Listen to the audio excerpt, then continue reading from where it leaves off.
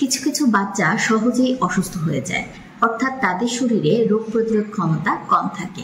একই পরিবেশে থাকার পরেও দেখা যায় যে অন্যান্য বাচ্চারা অসুস্থ না, সে অসুস্থ হয়ে যাচ্ছে। এর পেছনে কারণ হচ্ছে যে অন্যান্য যে বাচ্চারা আছে তারা বাইরের ব্যাকটেরিয়া বা ভাইরাসের সাথে ফাইট করতে পারছে, কিন্তু তার শরীরের কোষগুলো পারছে না। মূলত শরীরে যদি আমাদের ভিটামিন সি, অ্যান্টিঅক্সিডেন্ট, আয়রন এগুলোর ঘাটতি থাকে এবং হিমোগ্লোবিন পর্যাপ্ত পরিমাণে না থাকে, তখন শরীরে এই রোগ প্রতিরোধ ক্ষমতাটা তৈরি হতে পারে না, যার কারণে সহজেই বাচ্চাটা রোগাক্রান্ত হয়ে যায়।